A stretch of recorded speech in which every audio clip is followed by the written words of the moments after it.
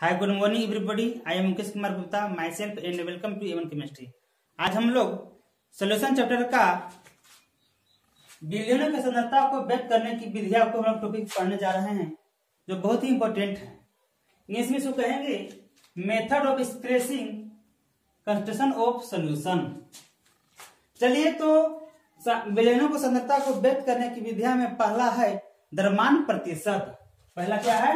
द्रव्यमान प्रतिशत। द्रव्यमान प्रतिशत इंग्लिश में बोलेंगे मास परसेंटेज। देखिए इसका डिफिनेशन किसे कहते हैं? मास परसेंटेज किसको कहते हैं? मास परसेंटेज, इसके बारे में हम देखेंगे। तो बिलियन के 100 द्रव्यमान में उपस्थित विलय के द्रव्यमान को द्रव्यमान प्रतिशत कहते हैं। दैट इज अर्थात द्रव्यमान प्रतिशत बराबर विलय के द्रव्यमान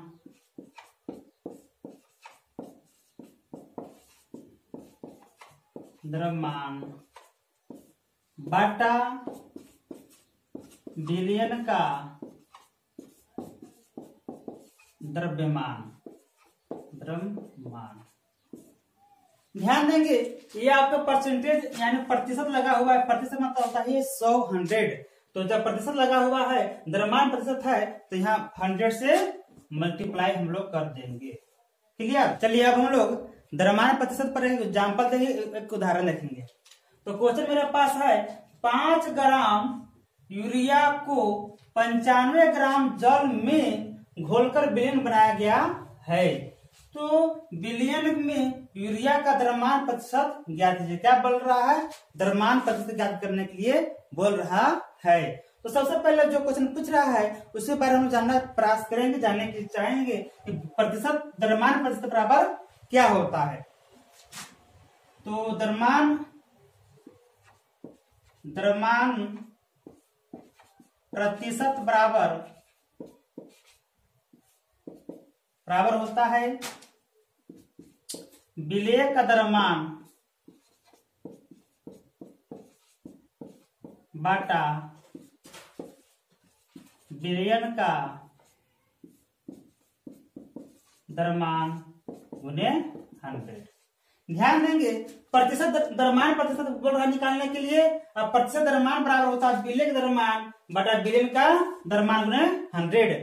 अगर मेरे पास विलय द्रव्यमान अगर हो जाता और विलयन का द्रव्यमान हो जाता तो विलय पुट करते ऑलरेडी मेरा आंसर आ जाता, लेकिन मेरे पास वैल्यू नहीं दिया हुआ है। लेकिन क्वेश्चन की हेल्प से हम लोग विलय द्रव्यमान और विलय द्रव्यमान निकाल सकते हैं।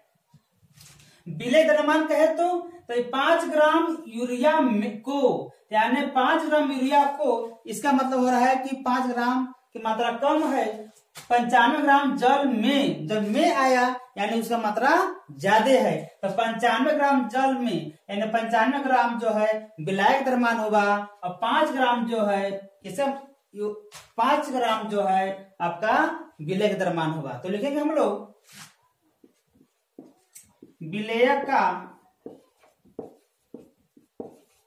द्रव्यमान बराबर क्या ग्राम है? तो 5 ग्राम। क्लियर? अब विलायक द्रव्यमान, तो विलायक मेरे पास क्या है? जल है। विलायक का द्रव्यमान मेरे पास 95 ग्राम। अब विलय द्रव्यमान निकल चुका है। विलयन के द्रव्यमान कहे तो विलयन द्रव्यमान आप लोग याद कीजिए, जब हम पिछले क्लास में पढ़ाए थे तो विलयन में विलायक प्लस विलय हुआ था, यानी विलायक मेरे पास आ चुका है और विलय भी मेरे पास आ चुका है। तो विलयन द्रव्यमान निकालना चाहेंगे तो विलयन का द्रव्यमान निकालना चाहेंगे तो 5 प्लस 95 बराबर 100 ग्राम, यानी विलयन का द्रव्यमान मेरे पास आ गया है 100 ग्राम। चलेंगे द्रव्यमान प्रतिशत निकालेंगे। द्रव्यमान प्रतिशत अगर निकालना चाहेंगे तो विलय द्रव्यमान मेरे पास कितना है? 5 ग्राम है। तो 5 बटा विलयन का द्रव्यमान, विलयन द्रव्यमान मेरे पास कितना है? 100 है। 100 गुने 100 फॉर्मूला से ये 100 कटेगा तो 5% होगा। ये रहा आपका 5%, ये हो गया आपका। एक पढ़ेंगे, ये रहा आपका आयतन प्रतिशत, ये रहा आयतन प्रतिशत। इंग्लिश में बोलेंगे वॉल्यूम परसेंटेज, वॉल्यूम परसेंटेज। तो ये क्या होता है वॉल्यूम परसेंटेज, क्या होता है आयतन प्रतिशत, इसे हम लोग बारे में जानेंगे। तो बिलियन के 100 आयतन में उपस्थित विलय के आयतन को आयतन प्रतिशत कहते हैं। यानी कह सकते हैं कि बिलियन के 100 आयतन में उपस्थित विलय के आयतन को आयतन प्रतिशत कहते हैं। दैट इज लिख सकते हैं, दैट इज आयतन प्रतिशत बराबर विलय का आयतन बाटा बिलियन का आयतन गुने 100। तो ये रहा आपका आयतन प्रतिशत का परिभाषा, डिफिनेशन। नेक्स्ट हम लोग पढ़ेंगे, ये रहा मोलरता, ये रहा मोलरता। इसे बोलेंगे मोलारिटी, ऐसे कैपिटल एम द्वारा सूचित किया जाता है। तो जानेंगे हम लोग मोलारिटी किसको कहते हैं, मोलरता किसे कहते हैं, इसके बारे में डिफिनेशन। यानी कहेंगे प्रति लीटर बिलियन में उपस्थित विलय के मोलों की संख्या को मोलरता कहते हैं। इसे कैपिटल एम द्वारा सूचित करते हैं। अर्थात कह सकते हैं कि प्रति लीटर बिलियन में उपस्थित विलय के मोलों की संख्या को मोलरता कहते हैं। इसे कैपिटल एम द्वारा सूचित करते हैं। दैट इज मोलरता बराबर विलय के मोलों की संख्या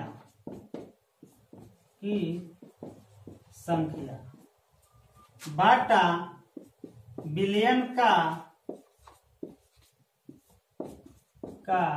आयतन, बिलियन का आयतन किस में लेंगे, लीटर में। बिलियन का आयतन रहेगा लीटर में। अब यहां समस्या होती है, यानी कि मोलरता बराबर कर सकते हैं विलय के मोलों की संख्या बटा बिलियन का आयतन। एक नया शब्द आ चुका है, मोलों की संख्या। What is number of moles, यानी मोलों की संख्या किसको कहते हैं, तो हम जानेंगे। मोलों की संख्या बराबर ग्राम में द्रव्यमान बटा मोलर द्रव्यमान, क्लियर। यानी कि मोलों की संख्या बराबर होता है ग्राम में द्रव्यमान बटा मोलर द्रव्यमान। ये रहा आपका मोलरता का डिफिनेशन, ये रहा मोलरता का परिभाषा, क्लियर। चलिए इसके बाद मोलरता की इकाई भी होता है, तो तब हम लोग जानेंगे कि मोलरता की इकाई क्या होता है।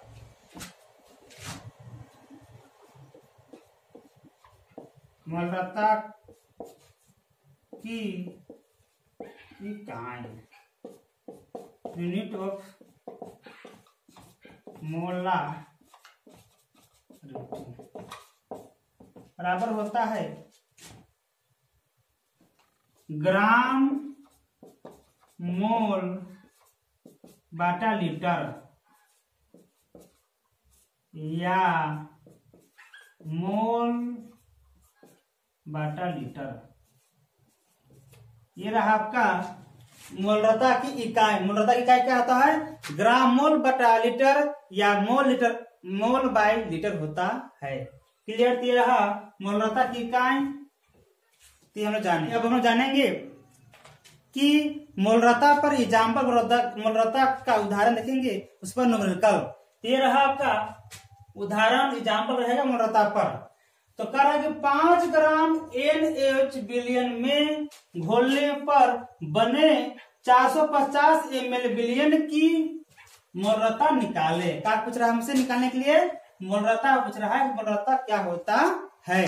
तो सबसे पहले हम लोग जो निकालना रहता है तो क्या निकालना रहता है, उसको हम उसका क्या फॉर्मूला होता है, क्या उसका मोलरता बराबर होता है विलयक के मोलों की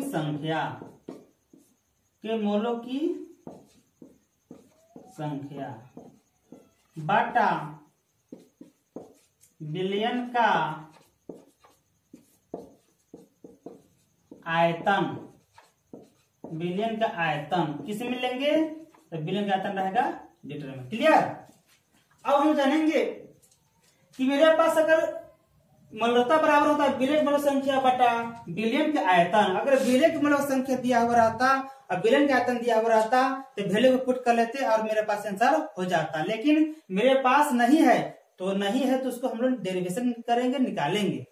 तो मेरे पास 5 ग्राम NaOH मतलब 5 ग्राम NaOH यानी कि विलय का द्रव्यमान मेरे पास 5 ग्राम है। अब विलय मेरे पास कौन है,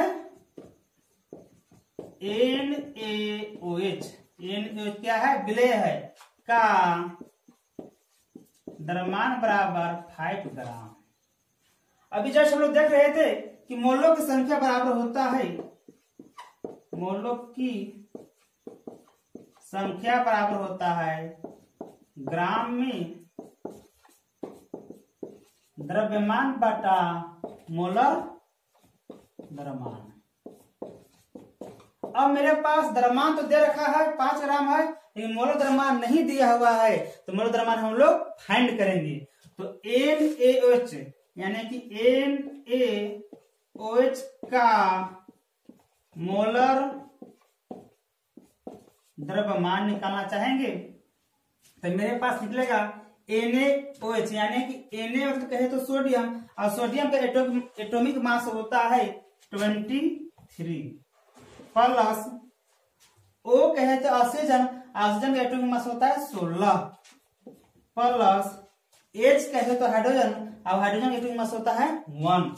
ऐड सबको करेंगे तो 6 1 7 7 0 0 2 1 3 और 3 और 1 4 40 ग्राम पर मोल होगा। यानी NaOH का मोल द्रव्यमान 40 ग्राम पर मोल हुआ। यानी मेरे पास मोल संख्या कितना आ गया, तो ग्राम में द्रव्यमान मेरे पास दे रखा है 5 ग्राम बट मोल द्रव्यमान, तो मोल द्रव्यमान मेरे पास कितना है 40 ग्राम पर मोल। ग्राम काटेंगे और 1/8 से कट जाएगा तो हो जाएगा 1/8। अब पर मोल ऊपर लाएंगे तो हो जाएगा मोल। तो ये रहा निकला विलय के मोलों की संख्या 1/8। अब निकालना चाहेंगे विलयन का आयतन। तो विलयन का आयतन निकालना चाहेंगे तो मेरे पास विलयन का आयतन दे रखा है 450 ml। विलयन का आयतन कितना है, 450 ml है, 450 ml। ध्यान देंगे विलयन का आयतन मेरे पास दे रखा है लीटर में, तो हम लोग कन्वर्ट करना होगा ml को लीटर में। तो ml को लीटर में कन्वर्ट करने के लिए 1000 से डिवाइड करना पड़ेगा, यानी कह सकते हैं 450/1000। ये जरूर करने होगा, डिवाइड करेंगे तो 4 5 ये हुआ लीटर। चलिए अब मोलरता पर वैल्यू को पुट करेंगे। तो मोलरता कहे तो कैपिटल M, कैपिटल M बराबर कहे तो विलय मोलों की संख्या, मेरे पास विलय मोलों संख्या निकल चुका है 1/8 मोल डिवाइडेड विलयन का आयतन आ चुका है 0.45 लीटर। अब इसको हम लोग काटेंगे तो 1/8 से डिवाइड करें तो 0.125 मोल डिवाइडेड 0.45 लीटर। और इसको डिवाइड करने के बाद आगे मेरे पास आंसर 278 मोल, और लीटर के ऊपर में ले लेंगे तो हो जाएगा पर लीटर, और 0.278 m। ये रहा आपका आंसर। क्लियर देंगे। मोललता, नेक्स्ट क्या पढ़ेंगे? मोललता, इंग्लिश में बोलेंगे मोलालिटी, ऐसे स्मॉल एम द्वारा सूचित करते हैं। चलो डिफिनेशन को पढ़ेंगे, क्या होता है डिफिनेशन, क्या होता है परिभाषा। विलायक के 1000 ग्राम या 1 केजी में उपस्थित विलेय के मोलों की संख्या को मोललता कहते हैं। इसे स्मॉल एम द्वारा सूचित किया जाता है। दैट इज मोललता बराबर होता है विलेय के मोलों की संख्या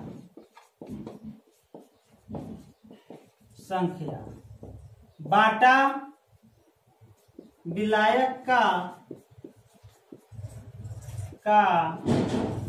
द्रव्यमान ग्राम में। जब ग्राम में होगा तो 1000 से मल्टीप्लाई हो जाएगा। क्लियर।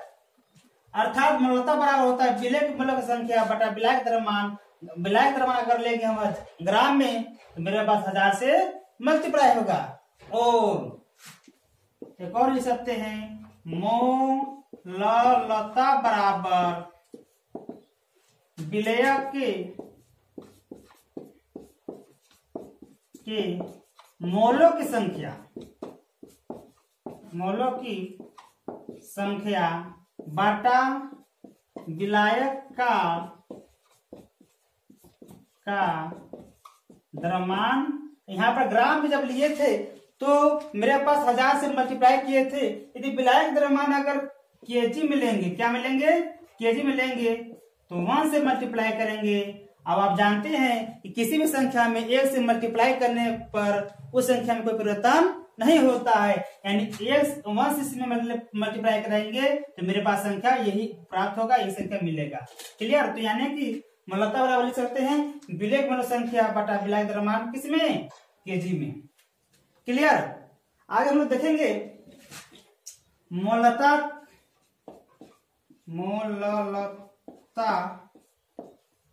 की इकाई, यूनिट ऑफ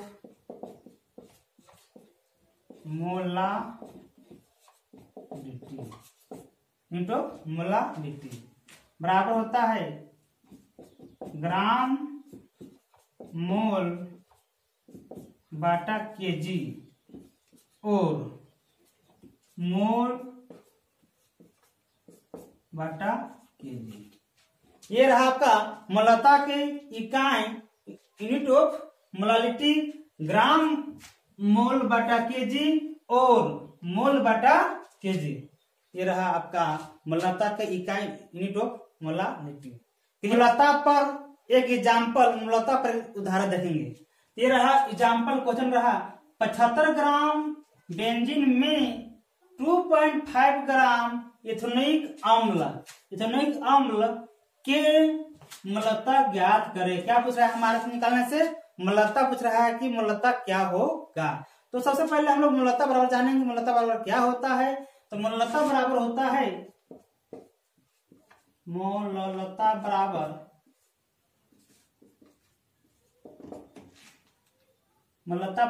है विलेय के मोलों की संख्या बाटा विलायक का द्रव्यमान। तो यहाँ पर विलायक द्रव्यमान लेते हैं केजी में। क्लियर। तो मेरे पास ये रहा आपका फॉर्मूला, मोललता बराबर होता है विलेय के मोलों की संख्या बटा विलायक का द्रव्यमान। हम लोग लिए हैं केजी में। अगर विलेय के मोलों की संख्या अगर दिया हुआ रहता, अब विलायक द्रव्यमान भी अगर दिया हुआ रहता तो वैल्यू को पुट करते हुए आंसर मेरे पास आ जाता, लेकिन मेरे पास नहीं दिया हुआ है। लेकिन हम लोग क्वेश्चन की हेल्प द्वारा हम लोग निकालेंगे। तो विलेय के मोलों की संख्या, यानी विलेय मेरे पास कौन है? तो विलेय मेरे पास ये है, इथेनोइक अम्ल है। यानी विलेय कहेंगे, विलेय। अब विलेय कहे तो CH3COOH का द्रव्यमान तो मेरे पास कितना है? 2.5 ग्राम। क्लियर। अब हम लोग देखेंगे मेरे पास मोलों की संख्या, तो मोलों की संख्या बराबर होता है, मोलों की संख्या बराबर होता है ग्राम में द्रव्यमान बाटा मोलर द्रव्यमान। तो मेरे पास द्रव्यमान तो दे रखा है 2.5 ग्राम की, मेरे पास मोलर द्रव्यमान नहीं निकाला हुआ है, तो मोलर द्रव्यमान हम लोग निकालेंगे। तो मोलर द्रव्यमान किससे निकलेगा? CH3COOH का, यानी CH3COOH का मोलर द्रव्यमान, यानी CH3COOH का मोलर द्रव्यमान निकालेंगे। तो मोलर द्रव्यमान निकालने का कोई इसका हार्ड नहीं है, कोई इसका टफ नहीं है। किसी भी यौगिक का जो भी तत्व इन्वॉल्व है, जो भी तत्व इसमें समाहित है, उसके तत्व का एटॉमिक मास को ऐड कर देते हैं, जोड़ देते हैं, और जोड़ने पर जो रिजल्ट आता है वही मेरा मोलर द्रव्यमान निकलता है। क्लियर? तो मेरे पास CH3COOH का हम लोग निकालेंगे मोलर द्रव्यमान। तो मेरे पास C कहे तो कार्बन, कार्बन का एटॉमिक मास होता है 12 H कहे तो हाइड्रोजन, हाइड्रोजन का एटॉमिक मास होता है 1 होता है, 1 का होता है 1, तो 3 मेरे पास है, तो 1 गुने 3 करेंगे। प्लस कार्बन, तो कार्बन का होता है 12 प्लस OO कहे तो ऑक्सीजन, अब ऑक्सीजन का एटॉमिक मास होता है 16, तो 16 गुने 2 मेरे पास 2 करेंगे, प्लस एक है मेरे पास हाइड्रोजन, हाइड्रोजन का एटॉमिक मास होता है 1। अब इसको क्या करेंगे? ऐड कर देंगे, 12 plus 3 plus 12 plus 2 plus 1 add करेंगे, 2 3 3 2 5 5 3 8 2 10 3 1 4 4 5 1 6 60 ग्राम पर मोल, 60 ग्राम पर मोल। तो ये रहा। अब हमारे पास विलायक द्रव्यमान, विलायक द्रव्यमान कौन है? ये बेंजीन है, यानी कहे तो विलायक यानी बेंजीन का द्रव्यमान होगा 75 ग्राम। ये मेरे पास रहा विलायक द्रव्यमान, मेरे पास है 75 ग्राम। और ग्राम कन्वर्ट करेंगे केजी में, 1000 से डिवाइड करना होगा, 75 डिवाइडेड 1000 ये होगा केजी में। इसको अगर करेंगे तो 0.75 केजी, ये रहा आपका विलायक द्रव्यमान। क्लियर? चलिए अब हम लोग, मेरे पास द्रव्यमान निकल चुका है 2.5 और मोल द्रव्यमान आ चुका है कितना? 60 ग्राम। अगर वैल्यू को पुट करेंगे तो 2.5 ग्राम बटा 60 ग्राम पर मोल, ग्राम ग्राम कटेगा तो 2.5 बाय 60 पर मोल के ऊपर लाएंगे तो हो जाएगा मोल। चलिए अब मोलता पर इसको वैल्यू को पुट करेंगे तो मोलता बराबर होगा विलय के मोलों की संख्या। तो विलय के मोलों की संख्या मेरे पास आ गया 2.5 बाटा 60 मोल डिवाइडेड विलायक द्रव्यमान 0.075 केजी। अगर इसके ऊपर लाइन इसमें डिवाइड करेंगे, इसको कैलकुलेशन जब करेंगे तो मेरे पास आंसर आएगा 0.556 मोल। और जब केजी में नीचे है ऊपर जब लाएगा तो होगा पर केजी। ये आंसर होगा 0.556 स्मॉल m। ये रहा आपका आंसर और ये रहा आपका आंसर। फिर हम लोग नेक्स्ट क्लास में मिलेंगे। Thank you so much.